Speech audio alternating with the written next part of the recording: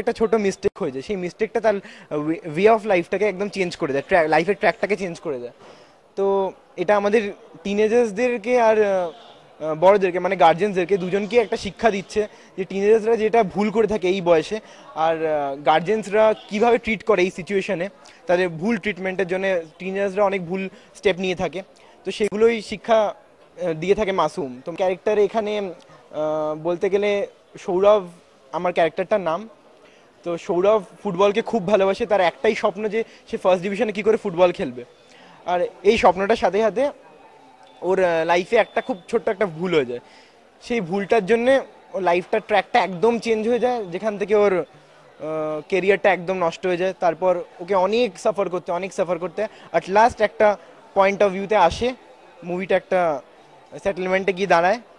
That's all. আমি একটা মেয়ে যে টুইঙ্কলে অভিনয় করছে, তার নাম টুইঙ্কল, একটা ক্রিশ্চিয়ান মেয়ে, টিনেজ মেয়ে, যে তার সাধারণ লাইফ লিড করে with the friends and all. আমরা সবাই জানি টিনেজ লাইফটা কেমন হয়, সেটা নিয়েই গল্পটা। পারলাম যে মানে একটা খুব কম বয়সে বাচ্চা হচ্ছে বা এরকম কিছু একটা রয়েছে। এখানে আমি যে ক্যারেক্টারটা প্লে করেছি আমি ততটা ছোট নই, এখানে 15-16 বছরের একটা মেয়ে।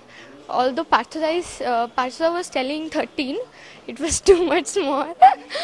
So for the timing, I have to get in the character. I have to become one 13 years মেয়ে যেরকম বিহেভ করে, I had to do that. আমরা অনেক মজা করেছি in the shooting and all, back of the camera. So I just enjoyed the thing. মাত্র 14 বছর বয়সে আমি মাতৃত্ব অনুভব করি, আর তারপর একটা মেয়ের বলা ডায়লগ, সেটা হচ্ছে ক্যাপশন এই মুভির। একটা 14 বছর বয়সের একটা মেয়ে যদি হঠাৎ করে অ্যাক্সিডেন্টলি কোনো কারণে প্রেগনেন্ট হয় এবং সে প্রত্যেকটা দিন কীভাবে সাফার করে সেই নিয়ে ছবি। এটা পিভি ফিল্মসের ছবি এবং আমার মনে হয়েছে আমার সাথে একজন প্রডিউসার আছেন, এবং সবচেয়ে বড় কথা হচ্ছে এই ছবিটা ওরা করার যে সুযোগ দিয়েছে, তাতে একটা জিনিস মানুষ কিন্তু জানবে, শিখবে, বুঝবে যে এ ধরনের ছবি মানুষের কাছে কীভাবে পৌঁছয়, এবং এর মধ্যে সব কিছু আছে এবং বাস্তবিক ছবি, আজকের ছবি, প্রত্যেকটা দিন আমরা যা সাফার করি, যা দেখি, তাই নিয়ে ছবি। মাসুম মানে দুটো ইনোসেন্ট ফেসকে নিয়ে আমরা এই ছবিটা করেছি। অ্যাকচুয়ালি ডিফারেন্স আছে, সিনেমাতে সবাই কাজ করতে চায়, আমাদের প্রত্যেকেরই ভালো লাগে, কারণ এটা লং টার্ম। সিরিয়াল যেমন রোজকার মানুষ দেখে, রোজকার ভুলেও যায়, কিন্তু ফিল্ম বলো, ফিল্মটা সারা জীবন থেকে যায়। আর ভালো ফিল্মে কাজ করতে কে না চায় বলো।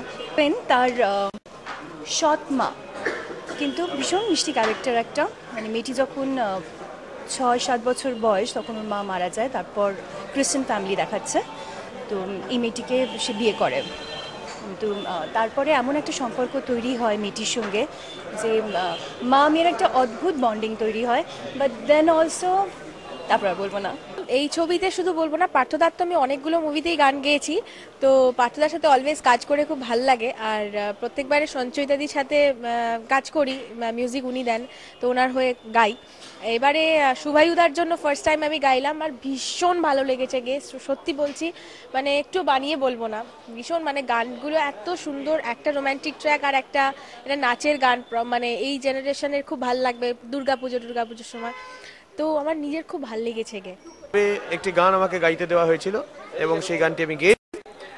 সঞ্চয়িতা দি হচ্ছেন মিউজিক ডিরেক্টর, অসামান্য সুন্দর সুর করেছেন, খুব মিষ্টি। এরকম কাজ আমরা খুব একটা এই সময় দেখি না, খুব মেলোডি আছে গানটার মধ্যে। এবং